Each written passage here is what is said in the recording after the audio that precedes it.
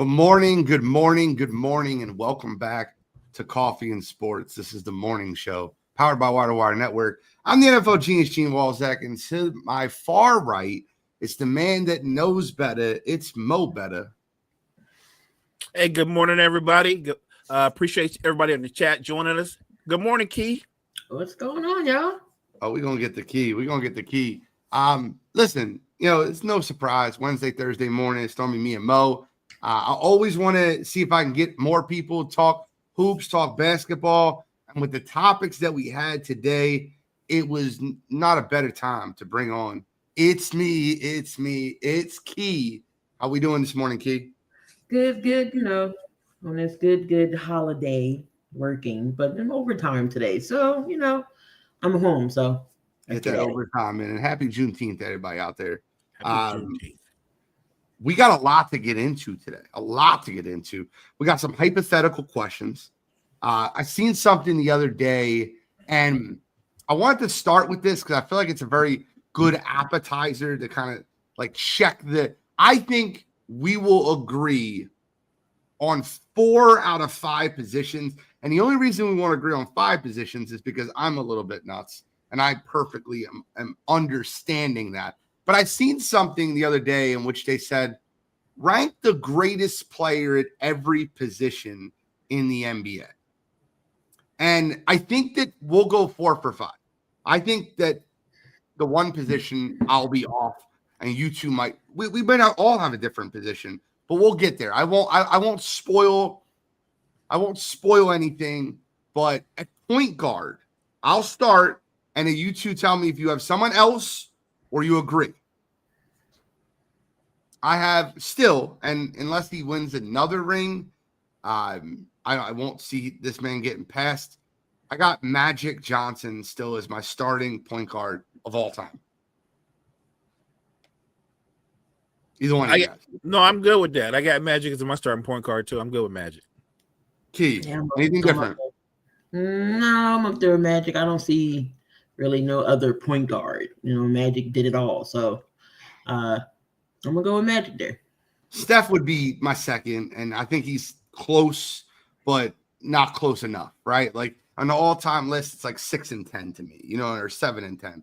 But I got Magic 1, Steph 2, but that's okay. Number at the 2 guard, I don't think this is that close. I do love Kobe. I'm a big Kobe fan, but the greatest 2 guard of all time, into my opinion, is the greatest NBA player of all time, is Mr. Michael Jeffrey Jordan. I got Jordan 2 as well. We're in agreement at Jordan at the 2. 2, shooting guard. Not saying there's so many you can put there. The greatest of all time, right? At the 2 guard, Key. Yeah, I'm gonna go with Mike. That's your 1 and 2s right there. Yeah, that was easy. That was easy. Yeah. The 3, I think, is easy. Like, as good as Larry Bird was, it's LeBron James, right? LeBron is the greatest 3 of all time. I agree. So far we're 3 for 3. At least you and I are. I think Key agrees too. Yeah, you gotta put LeBron there, regardless of how many y'all say, oh, he only won, Jordan 6-0 in the playoffs, and he still has finals, he still has rings, he is the leading scorer of all time in NBA. So you have to have him up here in your starting lineup wherever you want to put him. So LeBron at 3, that's good. Larry Bird would be my second, but he's not LeBron, So the 4, I think there might be a chance for a debate. I don't think so, but this is not the one I'm arguing, right? The 4, I have the big fundamental in Tim Duncan. That's my great 4 of all time. All right, so I knew what position we're gonna disagree on because Timmy's actually is easier as the rest of them. So we're good there. I think 5, we're gonna go at it. Yeah, I think that I knew the position that we were gonna disagree on. So the 5, I think it could be one of 3 players. I do hear some people out there in La La Land that give a 4th player and a chance to be in this conversation. I don't have that 4th player in my top 10. I'll take another shot at him again today. Not a shot, but it is what it is. For my 5, and I don't think I'll get agreement here, and I'm perfectly fine with that. I'll go with Wilt Chamberlain, a guy that averaged 50 points in a game before, a guy that averaged over 20 rebounds for his career, like video game statistics. I think if he was in the right situation, if he didn't go against 6 Hall of Famers that the Boston Celtics had, I think he would have won more rings. But my greatest center of all time is Wilt Chamberlain. Mo? I'm gonna go with Kareem. I think Kareem has the greatest basketball resume in the history of the sport. And he has more individual accolades than Bill Russell and more team success than Wilt Chamberlain. So I'm going to go with Kareem. I don't listen, and I hear that, right? When I hear someone say Kareem, that is the consensus of the top center of all time. But there also is Shaquille O'Neal, the most dominant center of all time. No there's argument. Hakeem, and then there's the weird one that people keep bringing up with Bill Russell. But Key, who is the greatest center of all time to you? Is it Wilt? Is it Kareem? Is it Shaq? Is it Bill Russell? I'm gonna actually go with Hakeem here. I wanted to go Shaq, but it's just I feel like Hakeem for me paved the way for like big men to have good feet work. Like I ain't mad at that pick at all. Let's take Joel out of the injuries here. Let's go with like earlier Joel coming into the Sixers. He had such good height, 7'3", 260, 270, but he had great feet work for a big man. And Hakeem paved the way for that. He had great feet work, can get you on the post. He's still working with players now on their feet work, big men on their feet work and everything like that. So, I mean, I just like Kareem overall. Yeah, I could have put Shaq in there. We all know how dominant Shaq was, especially in his earlier days with the Magic. That's the Shaq that ran and was, you see this big, huge guy running towards you like, oh, no, I'm moving out the way. Got the Lakers, dominant there too. But I got to go with Hakeem here, especially because I'm trying to see how he's going to complement with Tim Duncan. So, Duncan's going to do his thing, and then you got Hakeem in the middle. I'm going to put Hakeem. I don't think there's a wrong answer. And by the way, Olajuwon, I love that pick because I hold him in a higher regard than Shaq. So I'm fine with that pick. So hold on, wait. You hold him in a higher regard than Shaquille O'Neal? He's a better basketball player than Shaquille O'Neal. It's not even close. That's fair. As far as greater players of all time, he's a better player than Shaquille O'Neal. Shaquille. You know what? This argument would lead into one of your other topics. The only thing Shaq has over Hakeem is he's had more team success, and they're different players. But Hakeem Olajuwon is dominant on both sides of the floor. Shaquille O'Neal is only dominant on one side of the floor. He's a better basketball player than Shaquille O'Neal. So that means you have Olajuwon in your top 10 greatest NBA players of all time. Oh, I do. Okay. Where do you have him at? I don't have him like 5. I'm not crazy, but I got him around 8 or 9. Brett and I have our list, but I don't know my exact list. I think he's around 8 or 9. And for anybody listening at home, I'll recap my exact list. I talk about it with a lot of people a lot of times, and I get a lot of flack for it, and it's okay because it's our list. It's my list. You have your list. It's opinionated lists. I have Michael Jeffrey Jordan 1, LeBron James 2. After that, I go Wilt and then Kareem because I have Wilt slightly ahead of Kareem. I'm a little higher than most people on Kobe Bean Bryant. I have him 5. Give me Larry Bird at 6, Magic at 7, Tim Duncan 8, Shaquille O'Neal 9, and Steph Curry at 10. So I have Olajuwon right outside the top 10, which is okay. I'll tell you what, I don't have anyone in my list. It's Bill Russell. I never averaged 20 points a game, ever. You still say that. There's guys, and I don't mean to be this way, but there's guys that I just think get overrated. And my job is to take you down a peg on those guys. Guys like Steve Nash, who constantly get overrated. Bring that up too. Steve Nash, Bill Russell. These are guys that if you took Steve Nash's offensive game and put it with Bill Russell's defensive game, then you have a top 10 player of all time. But that's not what we have. We have a guy that was, a little bit better version of Ben Wallace than Bill Russell. All right, so the reason I get into I wanted to chuckle. I waited for the chuckle before I went forward. But the reason I get into this topic is I seen it recently, and recently LeBron James has caught a lot of conversation about his ring culture argument or debate. And the funny thing about LeBron is anybody that's followed LeBron throughout his entire career knows that when he said something, there's an ulterior motive to what he's saying.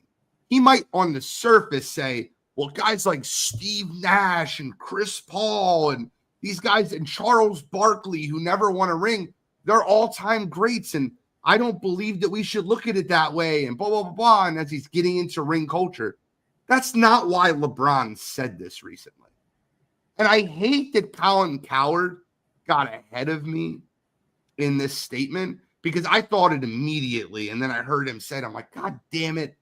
Like, I did not want you to get ahead of me on this take because I knew when LeBron was saying that, he was basically trying to cement his legacy as the greatest basketball player ever to play the game while giving you Jordan's got 6, but the ring culture shouldn't matter because he knows he can no longer catch Jordan. Rings were never a problem for LeBron James. He chased rings to go down to Miami. He chased rings to go to LA. He went back and won one in Cleveland. And when he realized he's not going to get the 6, all of a sudden they don't matter. Now, Mo, I know you have a strong opinion on this. I'd like to get Key's opinion first because I'm gonna give you the floor and I want you to be able to go off as much as possible. Key, what are your thoughts on ring culture? Of course, everybody wants that's the main goal. You play professionally. That's your main job. You want to win a championship. You don't want to come into your spurt and be like, you know what, I just want to play this game. I don't want to win no ring. Of course, that's your main goal is to win a ring. And we all know LeBron did, what he did. He wanted to if the ring culture didn't mean that much to him, why go back to Cleveland and win the ring?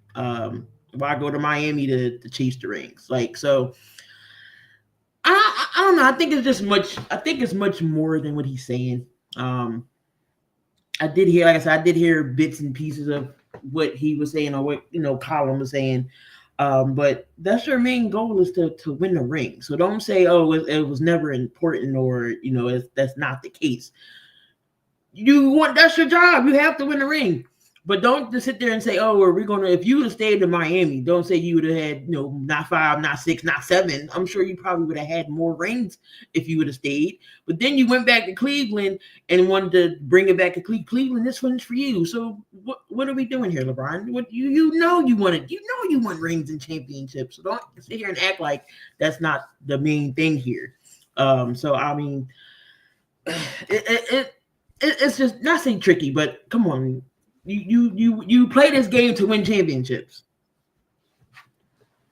Completely agree. Mo, the floor is yours. And I honestly want to do something. Hold on. I'm gonna see if I can do this real quick. All right, Mo, I can't do it. I was trying to do the thing where I could just put you right put him in the middle. Yeah, I wanted to do that because you gotta put Mo first. And then put the real big one, so he's the floor is his. Mo, the floor is yours, and I want to clip this because I know you're going to have an awesome commentary here. I'm just gonna speak off the top of the dome. Look, all I know is this era is full of guys that do actually think like LeBron James. So I want to be clear, it's not just him, but he's kind of led the way. Let's remember that Bill Russell was winning rings back in the 50s and 60s. We didn't call it. No one ever talked about that being ring chasing because obviously the Celtics were winning all the rings. They were all alone. They were winning all the rings. When Magic and Bird came into the league, they went back and forth and dominated a decade, but they were winning rings. And all everybody talked about was winning championships. That was the goal. Isaiah Thomas was a great player, but we didn't consider him an all-time great till he broke through and was able to win 2 of his own. As great as Michael Jordan is, he was the best player in basketball long before he won his first title. And all everybody ever said of Michael Jordan is, yeah, he's great, but he hasn't won the ring. He hasn't won this isn't new. Charles Barkley left the Sixers on a mission to try to win a ring, knowing that if he went to Phoenix, he'd be on a better team with a better opportunity to win a ring. That was in 93. Clyde Drexler had led Portland for the better part of a decade. They were a title contender. But near the end of his career, everybody was past their prime. Portland was in full rebuild. Clyde asked to be sent to a contender. Portland obliged. Not only did they send him to a contender, they sent him to his hometown, Houston Rockets. What did he do? He won his one and only championship with Akeem Olajuwon. That went on his resume. This new false thing where we talk about ring culture, like it's not important to win it all. LeBron James doesn't care about the legacy of Charles Barkley or Patrick Ewing or Steve Nash or anybody else that didn't win a title, or his friend Chris Paul or Carmelo Anthony. This is about LeBron James coming into the full realization that he's not going to catch Michael Jordan. Michael Jordan lives in LeBron James' head rent-free. He's lived in his head for over 20 years. He's been putting up Michael Jordan propaganda for the better part of the 20 years. This is not about us giving other greats flowers. By the way, who hasn't said Karl Malone is not a great player? Or Charles Barkley's not a great player? Or Chris Paul's not going to walk into the Hall of Fame? We all say that. We all acknowledge. By the way, Chris Paul, who has not won a title, most of us think he's no worse than the second or third greatest point guard of all time without winning a title because we know how great a player he is. This is not about LeBron caring about other players' legacy. I think Steve Nash, I'm not sure how long ago he retired, but it's been a minute. It's been a minute. This is the first time I heard LeBron James ever mention how Steve Nash hasn't gotten his flowers. That whole rant is not about Steve Nash. If you think LeBron James cares about Patrick Ewing's legacy, you got another thing coming. LeBron James cares about one thing and one thing only, and that's LeBron James. And he knows that he's going to come up short in the bigger picture versus Michael Jordan. That's all this is about. Now we're trying to demean the idea of winning titles like it didn't matter to him because we thought you couldn't win in Cleveland. You thought you couldn't win in Cleveland, so you ran to Miami. And you won 2 with Bosh and Wade. And then when they were done, you went back to Cleveland, but only after they got rid of Wiggins so you and Love could join Kyrie. Won a title there. Then ran and won another title in L.A. And what did you do in L.A.? First thing you did was, we got to get rid of all these young guys. I need another all NBA player with me. So you did that, and you got AD, and you won a title. If you didn't care about rings, why would you do all those things? If you didn't care about rings, he would have been a Cleveland Cavalier for 20 years. Of course, rings have always mattered to him. He's just come up short against a certain other guy. Mo, that was perfect. And that was exactly what I was looking for that's why I wanted to give you the full stage. And like, I was trying to do my best to just be quiet and just listen to you because I couldn't have said that better myself. I agree with you. Every word that you just said, I agree with. And the reason that like, I think this conversation's so fun is because I think rings matter. It's the reason that we say Tom Brady is the greatest quarterback of all time. And I don't mean to switch sports when I say that, but I had a debate last night on Wire to Wire. I'm not sure if either one of you guys heard it, but I love Pick a Side. Have you guys seen Pick a Side before with Joel and Riv and those guys where they start 3, bench, cut 5, like really good TikTok, really good, like YouTube. Pick a Side podcast is a great podcast. But they were doing a now versus then comparison. And they were picking a side between Josh Allen and Dan Marino. And Riv got on there and he goes, oh, Josh Allen's more athletic and he runs more and he's more accurate. And I was, whoa. Well, let's stop right there. Let's stop right there. And the only quarterback that I will listen to an argument that would be more accurate than Dan Marino is Aaron Rodgers. That's it. Dan Marino was the most accurate quarterback I've ever watched play football, and he's one of the greatest quarterbacks. I have him number 5 of all time in my greatest quarterbacks without a Super Bowl ring. because I am not of the you have to have a ring to win. Chris Paul is my 4th greatest point guard ever without winning a ring. I have Isaiah Thomas above him just because Isaiah won 2 rings. Right. They matter. If Dan Marino won 3 rings, he would be better than Montana. He'd be better than Peyton Manning. He'd be better than Patrick Mahomes. Right now, I think Brady having 7, that's still like a really tough task to get over that. But Dan Marino at playing the quarterback position was magical. But he didn't win a ring, and they matter. It's not a ring culture thing. Ring culture has been Terry Bradshaw is a Hall of Famer because he has 5 rings. He wasn't that great of a quarterback. 5 rings. No, I'm with you. Rings matter. And I'm with you definitely about Dan Marino. I've always felt that way about that. Look, I'm a lifer Niner fan. I grew up being a Niner fan. I've always said that if Dan Marino had 2 Super Bowls on his resume, he'd be ranked higher than Joe Montana. I believe that. The thing about Joe Montana that was so awesome was you hear stories told about Joe Montana where he's about to start the drive and he goes, "Hey, look, is that John Candy in the right?"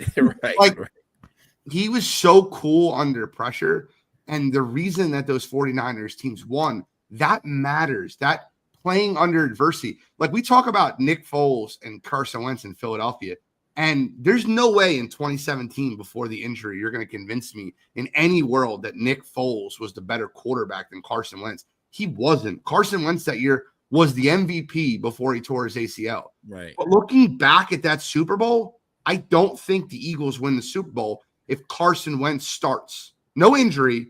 I don't think the Eagles win that Super Bowl because Nick Foles had something that Carson Wentz didn't.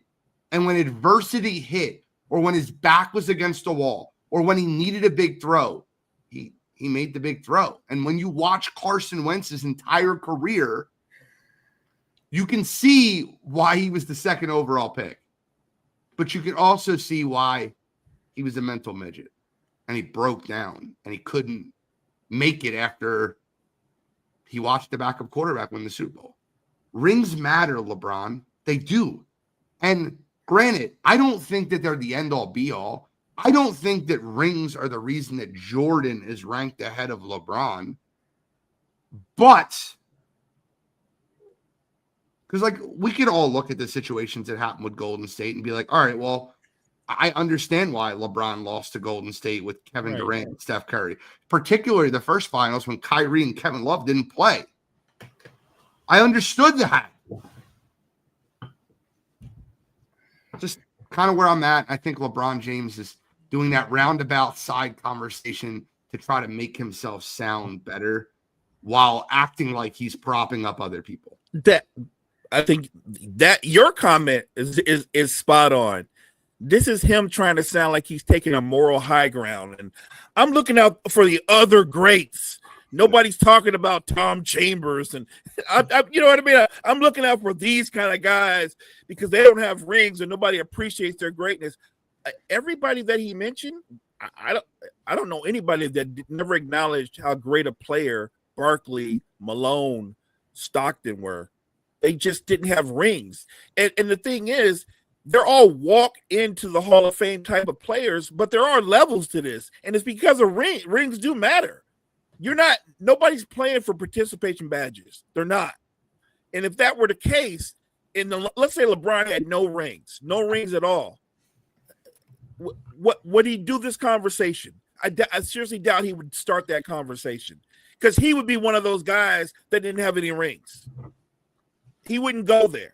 He's only going there because he's coming up short. Completely agree with you. All right, let's move topics. We're 25 minutes in. I appreciate the conversation. It was a fun start to me. I think that's a fun start to the show. I do want to talk about this, though. I'm going to share my screen, and we're going to go over the NBA mock draft. The draft is just a week away. And I think it's going to be a fun thing to watch. But I want to pull up the mock draft board, and then we're going to talk about something here. So let me see if I can make that a little bit bigger so we can see it a little bit better at home. I think one more will be perfect. Let's do one more. There we go. There's the top. Let me get this ad out of here. Okay. So there's your top picks projected through NBADraft.net. And as you see, there's been a change at the number 3 position. Oh, wow.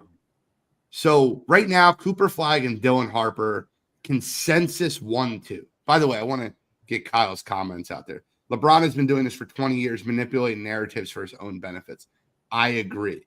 His own fan base are the ones who discredit others, especially past players. I agree. Great comments, Kyle. But I want to talk about this mock draft, and these ads are going to drive me nuts. I skip out again. Let's get rid of it. All right, so you have Dallas and Cooper Flagg. That's easy. Dylan Harper, number 2. That's also not changed.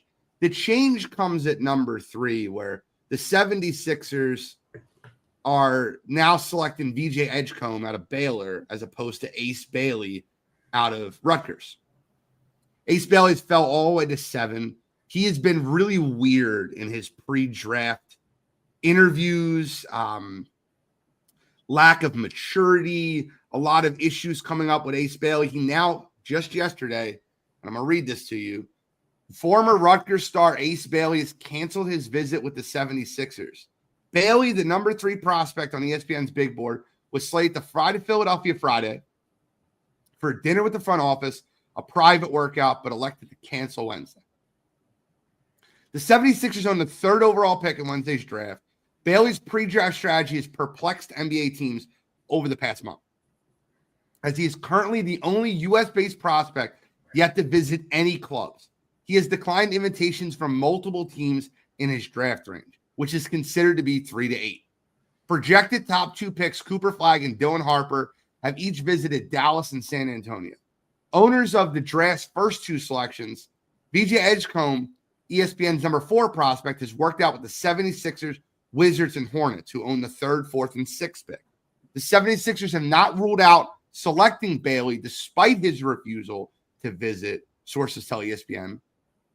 The team has scouted him extensively throughout the season since he plays nearby at Rutgers in Piscataway, New Jersey. And they interviewed him in Chicago at the NBA Draft Combine.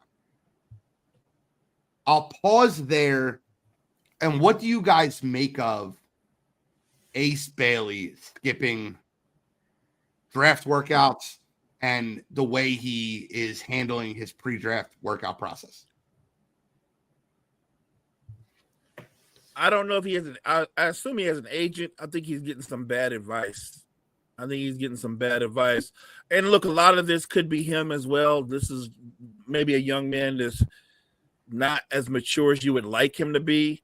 When you're drafting within the lottery and you're talking about a guy who could be part of your franchise for the next 10 years, or he could be somebody that hurts your franchise if he's the wrong pick. If I'm Philly, I have a red flag at him. I'm not looking at him no more because something's not quite right. And I think other teams are thinking the same thing. Like, he might have all the talent in the world, but if mentally he's not mature enough or not ready for that next step, or he's a knucklehead, you don't want to draft him. You don't want to waste this pick on somebody that's going to be a detriment to your franchise. Or like the 76ers don't know anything about that, right? They didn't draft Ben Simmons, who was a mental midget. They didn't draft Markelle Fultz, who forgot how to shoot a jumper when he came to the NBA. And now we're going to go with Ace Bailey, who doesn't want to show up. A scout referred to Ace Bailey as weird and maturity lacks for his age. His maturity is not age appropriate. He's in a workout at the combine yelling, "This is my gym," and just starts dancing in the middle of a workout. There's a lot of things going out with Ace Bailey right now. Why we look at this board, I want to ask you, as a 76ers fan, and we are both begrudgingly 76ers fans. Like, I'm ready to hand in my fan key card and just, like, I just don't know. I can't support a team like this. VJ Edgecombe is obviously my second option if Ace Bailey is not picked. My nightmare scenario is Con Kneepel. How do you feel about the 76ers? I still want them to take Ace Bailey. I see Tracy McGrady when I see Ace Bailey play basketball. This pick right here worries me so much because you know the history of Daryl Morey. Daryl Morey wants to do the now thing. You know, he wants to run it back with Joel and PG and Maxey. Maxey was hurt, so I mean, Maxey was doing all he can. Then you already know the story between Joel and PG. So it's just like Morey is in the now. He tries to take players and stick them to win now. Obviously, we can't be built right now to do that because it doesn't. We've seen it. It doesn't work. James Harden, PG, and Joel. It's not working. What you should do is look at OKC. Build through your draft. The young guys have some bets in there as well. Look where OKC is. 1 game away from winning it all. And they was horrible for the last years. And look what happened. So now he's like, oh, we got to get younger. Okay, yeah, you got to get younger. But what pick are you going to make? That's what worries me to death about this third pick. Are you going to look past the flags and he hasn't drafted? He hasn't selected a team. He hasn't worked out the mentality, the maturity level. He's 18 years old. Yes, he has all the talent in the world. But if you're not coachable, your attitude stinks, you're not going to get nowhere in professional. You're not going to get nowhere in the NBA like that. So that's one. So it's like, all right, yeah, we got the talent. Somebody just needs, but is he going to get time on the floor? Are we going to have time to develop him? No, because we're in the now, the winning mode. When are we going to have time to develop him? So, as much I would love an Ace Bailey, I don't see why BJ would be the next best thing on this list here at 3. I wouldn't be mad at that. Like you said, Knievel would be crazy because last year I wanted Dalton Connect. We got McCain, so I'm kind of happy with that. So it's like a win-win situation here. So if we do get Colin Knievel, that'll be great. If we take VJ, I'm not mad at that either. I just don't want Morey to mess up. And it's just like 99 times out of 100, I gotta lean that way. I can't be positive about anything just because of Daryl Morey's track record. It'd be different if he was, solid at making moves. Okay, then I would give him a chance. I am nervous about this pick right here. So as Sixers fans, I am nervous right now at number 3 pick. So. And moving forward. So I don't know. There's rumors. It was rumors yesterday. It was going around. We're trading 5 and giving Paul George to Utah. I'm like, do we really, really want to deal with Danny Ainge again? Do we really want to get fleeced by Danny Ainge? You know what happened last time Danny Ainge fleeced us? Markelle Fultz. He traded with us the Boston pick. He always wanted Jason Tatum, just not at 1. So I mean, figure if I can get him at 3 and pick up a first-round draft pick, that's exactly what he thought in that situation. I'll go a step further. I don't want Con Knievel. If you want Con Knievel, I'm not on the same boat as you are. I see Con Knievel as Corey Kispert. Like I think they're the same player. I don't think they'll be able to get their shot off at the NBA level the way as effectively as they did in college. Obviously Cooper Flagg did a great job of drawing a lot of attention away from Con Knievel. I don't want him. He's the nightmare pick for me at 3 or 5, depending on where they pick. If I can get rid of the Paul George contract, though, I'm signing up. I'll pick 5, and I'm okay with that. I think VJ Edgecombe is the safest pick because of the way he plays defense. I just don't think he has a high ceiling. I don't think his shooting will ever be top tier in the NBA. I don't think he'll ever be an absolute legit star in basketball. I think VJ Edgecombe has the Mikal Bridges ceiling. And Mikal shot better. Like he's lengthy. He has that like wiry type, and he's very good defensively. Great cardio, great defense. But I don't know. I'd rather if my question is I can have Tracy McGrady, but he's 18 years old and I have to mature him, or I can have Mikal Bridges that doesn't shoot as well, I'm going to go Trace McGrady. And when I watch Ace Bailey play basketball, I get excited. I think he's a really good basketball player. I think Ace Bailey is incredibly talented, but I still think he could be a cautionary tale. Talent alone isn't a default to success. Ace Bailey could be Tracy McGrady, or he could be Michael Beasley. He could be that. He could be that. He could be that story too. Michael Beasley is as gifted as anybody, but he never had the right mentality and maturity to be able to be part of something bigger than himself. And that talent went to waste. And now he's famous really for just being a great one-on-one player, which I get it, but that's the path that Ace Bailey could go. He could go McGrady or he could go Beasley. I think it could go either way. Look, if I'm Daryl Morey, I would swing for the fences. I would take my shot with Ace Bailey. I would hope that my coaching staff and their assistants could get with him and his people, and they could work with this young man and give him time to mature. He's that kind of talent. If I don't trust in that, if Ace Bailey's gone and he's not on the board, the Knievel pick, I wouldn't make that pick because I think Knievel is a guy that you can get later. I think most NBA drafts are full of Knievels. They're usually in the second round. I don't think he's a special player. Like, that might be the only time that if Ace Bailey is gone, if there's nobody special on the board, then maybe Daryl Morey should do what Daryl Morey does, trade the pick. I would sign up for VJ Edcone over trading the pick, but if I'm gonna move down to 5, and we'll just say Bailey and Edgecombe go 4 and 5, I don't know. I don't think anyone else is that special. The thing with VJ is he's got such a high floor because he's going to be able to defend at the next level, and he'll be able to play around Maxey and Embiid and George. And if you're running it back for one season, hoping these guys stay healthy, VJ is actually a better fit for what they're going to do for 1 year. But that's not the better fit for the long term. And I'm not signing up for friggin' PG and Joel for the long term. So it's just my opinion. I want to move forward. Want to move into and key to your realm of expertise. I want to move to the W.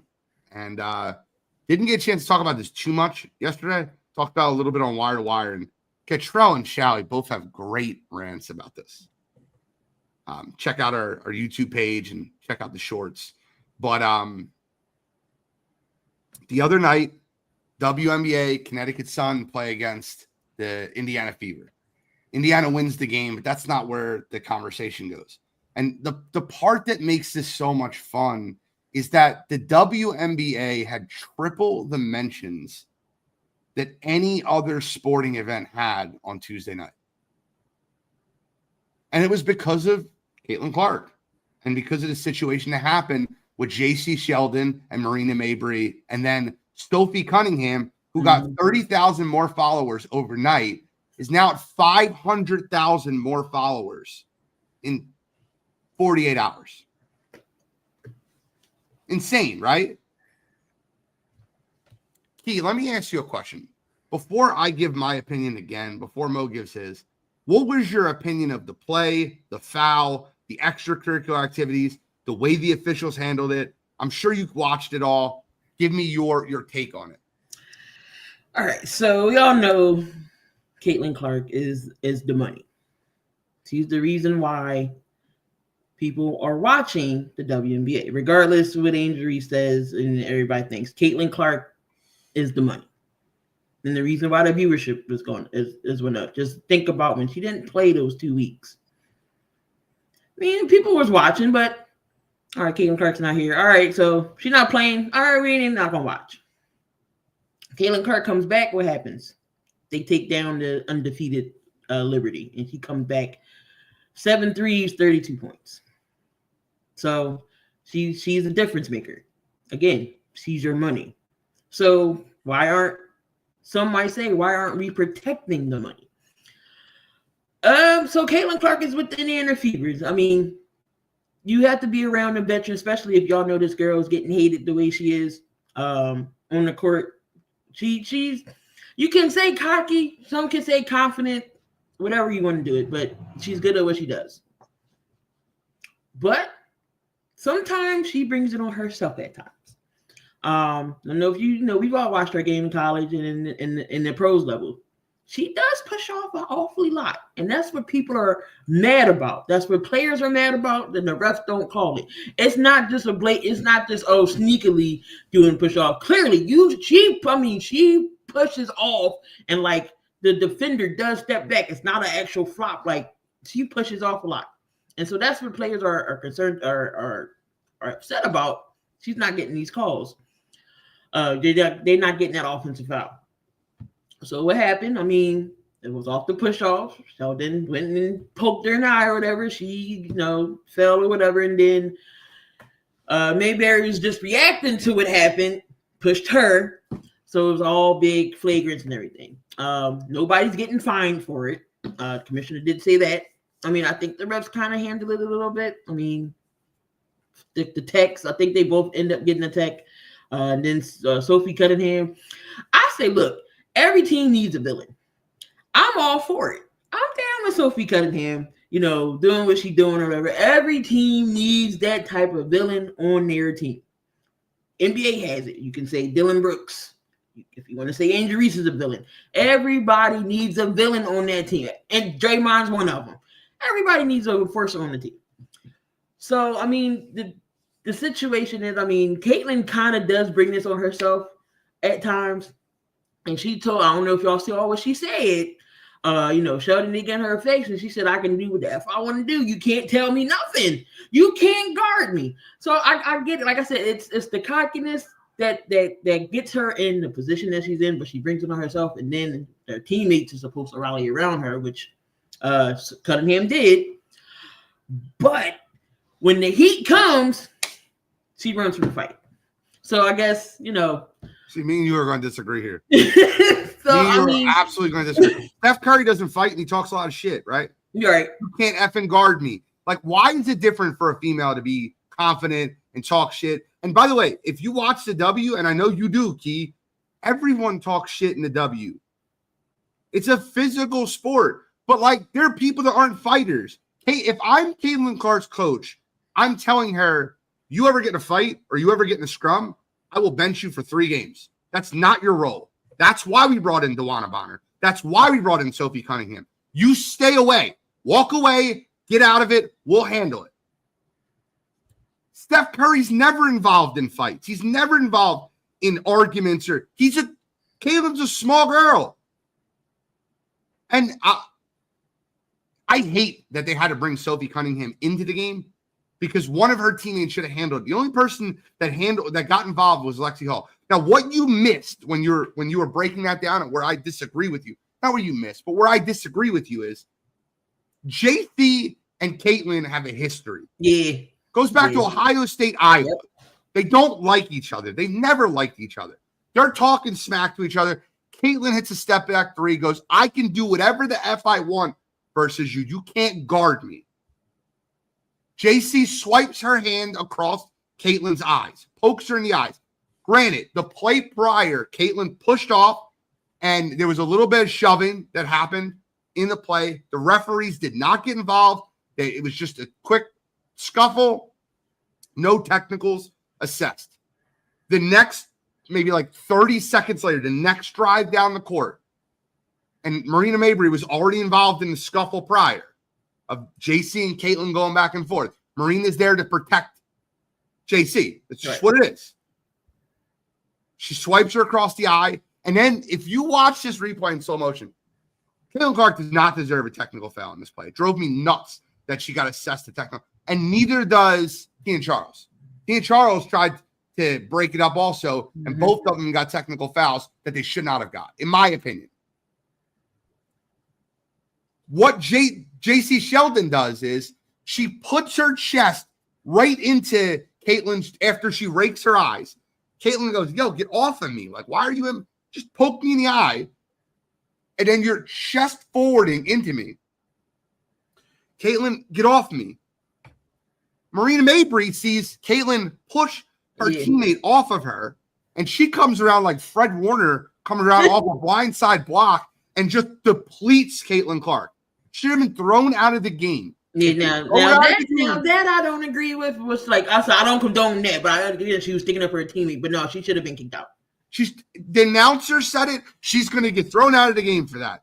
She should have been thrown out of the game. If you want to argue that Caitlin Clark gets calls, star players get calls in the NBA too. SGA gets calls. Star players have gotten calls since the beginning of time. Yes, does she push off? Absolutely. Michael Irvin pushed off more than anybody in the NFL. Star players get calls. I was fine with everything except the way the officials handled it. And so what Indiana did was, their coach's name Stephanie White. Am I wrong? Yeah. Okay. Stephanie White goes, oh, you're not going to throw Marina Mabrey or JC Sheldon out of the game? I got you.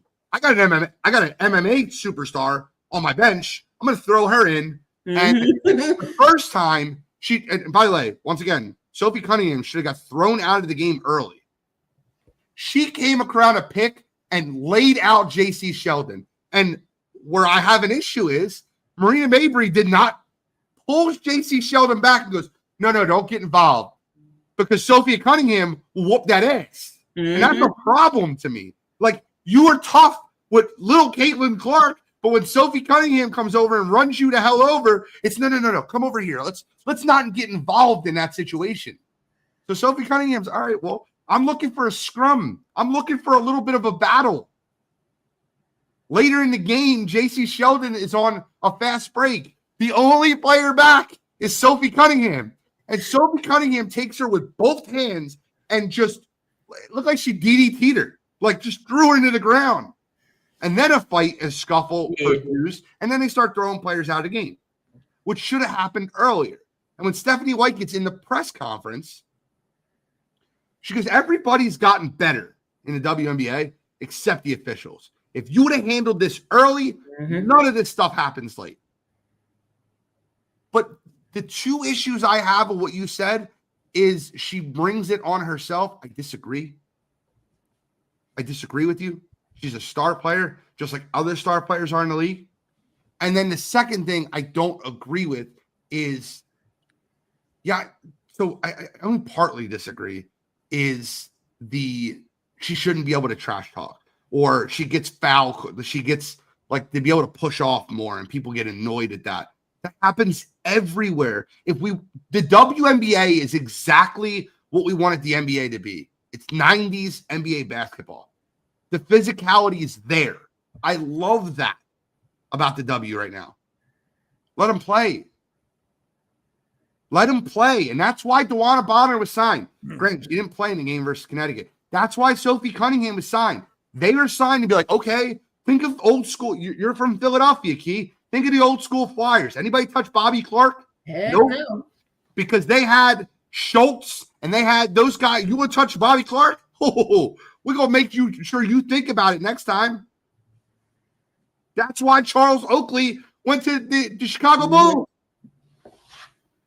Mo, I'd love your opinion on this. I'd love to get your feedback. I actually agree with both of you to a degree. To me, this could have been handled so much quicker and faster. Mayberry should have been chucked. As soon as that happened, she should have been tossed. And I get it. I'm with it that she was trying to be a good teammate, but the way she handled that was wrong. What she did in the moment, heat of the moment, I was stunned that she didn't get tossed. That blew my mind that she managed to not get thrown out the game. And look, I think if they had handled it early, if the referees had took control then, the officials that took control then, what happened later wouldn't have happened. They lost the high ground when they let that get away from them early on. But as far as Caitlin goes, I don't have a problem with anything she does because we have guys that do it in the NBA and we're just hoopers. And if a hooper is out there being cocky and saying, you don't want this, he can't guard me, get somebody else on me, it's just being cocky and confident. I'm just viewing you as a hooper. I have no problem with that at all. And look, if you have a problem with it, what's the old-fashioned way? Then stop her. Mm-hmm. Stop her. But until you stop her, she can talk as much as she wants. So I'm good with that. It's awesome though that the number one news story in basketball that was talked about on Wire to Wire, it's talked about in Coffin Sports, talked about on First Take. It's talked about on FS1. It's talked about on Speak. I love that the WNBA is getting the attention they deserve. And I will not change that. I will not. Mo knows we've talked every Wednesday and Thursday, and there's been a women's sports segment on almost every one of our morning shows. It needs to continue that light. But Monica McNutt should just go out and say, I don't like Caitlin Clark. Just say it out loud. Just say it out loud. Just say it out loud. And I can understand why a lot of WNBA players, like old guard players, don't like her. Does she, first of all, she's brought the attention there. Does she deserve to be the chosen one when there were so many other people that came before her? I don't know. But the wave is here. Let's capitalize on the wave. You don't have to hate her because the wave is here. We have the NBA Finals Game 6 to break down still. I do want to get your quick opinions on Shedeur Sanders. The body cam already came out. Shedeur Sanders got cited for driving 101 miles an hour outside of Cleveland in between OTAs and minicamp. So, like, essentially, he's off. 12:34 in the morning. Wasn't like he was doing this wasn't like 6 p.m. This was overnight. Now, to his credit, the body cam footage, he was very respectful. I didn't think I was going 101 officer. Sorry. Like, very, humble in the way he handled it. But you're a 5th round draft pick. You got drafted this low because of an attitude issue. Quick thoughts on Shedeur Sanders. Why are we going 101 miles an hour? I mean, I get it. I'm not gonna hold you. 95. I'm looking, but sometimes you don't feel yourself going that high. But then you look, you're like, oh, hold on. And you can't still feel yourself speeding. But what are we going 101 miles an hour for? Why? 1, 2. It's a big issue when it comes to cops and color folks. That's 2, and then 3. You're a young kid. God forbid nothing happened. You lost control. Boom. You hit something. You're going. Or you hit somebody else. You're both going. What are we speeding for? Just got to make better decisions. This is why you're in the situation you're in with the, going fifth round overall. It's just better decisions. I understand you was respectful and everything. That's great. But come on, why are we going 101 miles an hour for it? Zach Edey did the same thing. I was like, what y'all was racing each other?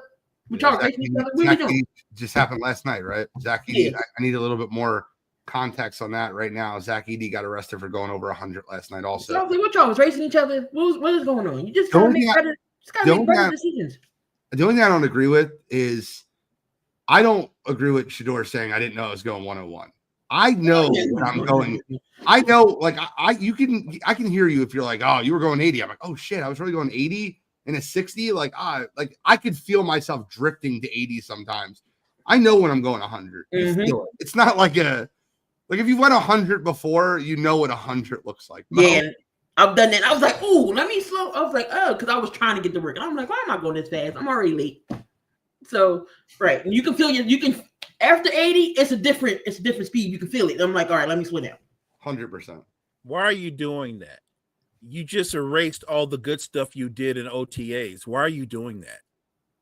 You want this franchise to look at you like you have the maturity to be QB1, and then you have an incident like this that shows you're clearly not mature enough. You're still not ready yet. And you're reckless. That's recklessness. That makes no sense to me at all. It really just does come down to making better decisions. I completely agree with you. And it's just frustrating to see because he's had such a great OTAs. People are talking about him being the start and backup quarterback. Right. He's impressing. He looks like the best quarterback on the Browns. And his talent's never been the question. All right, we have an NBA Finals Game 6 tonight. I want to ask you guys 2 questions. Should Tyrese Halliburton play? And do the Pacers have a chance to win tonight? Well, I'll start with you. I don't know the degree of his injury, but when you start talking about a calf, usually if it's something that's lingering, the major concern is is it a calf or is it close to being an Achilles? You don't want to risk that. I'll say this: if he's less than 60%, then he shouldn't play. They're very capable of still winning without him, even though he's their biggest star. I would argue that what I saw from McConnell the last game, that he should have came back into the game. If I'm coaching that game, Rick Carlisle does a lot of things right. I think he got that wrong. I would have been like, we're on a run. I'm going to run with the crew that's on the run right now till the run ends. I would have never took McConnell out. Like, McConnell was actually saying to people, you can't guard me. He can't go. Like, I love that. Look, we're going into game 6. Gene, you and I both won a 7th game. I think Keith's probably there too as well. I'm going to looking for the knockout punch. I think the Pacers find a way to take this to 7. I think you get a big game from Ben Mathurin. I think you get a big game from Siakam, and they find a way to take this to 7. I sure hope so, because Sunday night I would love nothing more than to turn on a game 7, eating my dinner, and enjoying one more game of basketball before the season's over. Key, should Halliburton play, and can the Pacers push just to 7? If he plays and he's going to be like he was in game 5, he don't need to play, because that was the. I questioned Rick Carlisle about his. I questioned some of his moves throughout this playoff so far, and it's just like, TJ is the hot hand. Why is he on your bench? 18 points, he was cooking. Why? And I miss TJ so much in Philly. It don't even make no sense. TJ would always be my guy. But if you can get work, if you can get consistent play from TJ, and then Benedict Mathurin comes off the bench, I think we get game 7. I honestly think they're going to be your 2 factors there. You gotta bring TJ in, because obviously if Halliburton can't play, or even if he does, like Mo said, if he's 60%, even a 65% Halliburton, I'll take a shot. He can still facilitate. If he's not going to be scoring really like that, I mean, he can still facilitate and get others involved. And then you bring TJ off the bench, Mathurin, whoever you want to bring off. But I think, the NBA gods is going to be in the favor of the Pacers today, because we want to see game 7. We rarely see a game 7 in the finals. Don't sleep. The extender might help us. Oh, right. And Scott Foster's back tonight. So is he? Yep. Oh, no, the extender, baby. The extender, Ancient 41. So he's back, and we'll see. And then game 7, and then I said, well, Brett had mentioned in the chat, and he said if the Pacers can force a game 7, he's betting on them. So I'm going to say that I think the Pacers find a way to beat OKC tonight. Yeah, I think OKC blows them out tonight. Unfortunately, I in my heart, of course, my head says OKC is going to win this game, but of course, my heart wants them to push it to game 7. But not being, the analyst here, being an analyst here, I think OKC does win this game, but I think the Pacers can find a way to push them to game 7. I hope so. I hope you guys are right.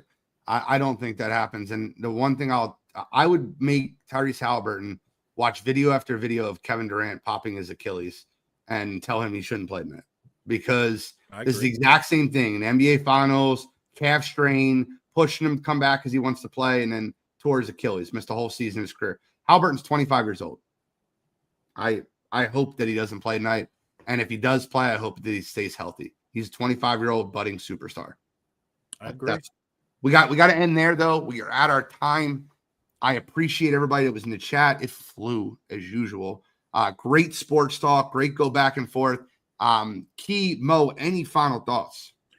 No, just appreciate you both. Key, always welcome to come on whenever you want. Love having you on. Appreciate the chat. It was live. Cal with some great comments. Thank you, guys. Kyle was cracking me up in the comments. This one, Ricky Bobby, Shador. He'd be out here auditioning for Fast and Furious in a Kia Sorrento. I'm dying. Key, any final comments? No, it's always great to come up here with y'all in the morning, especially if I can. So, Appreciate everybody in the chat. Appreciate y'all. We will see you tomorrow.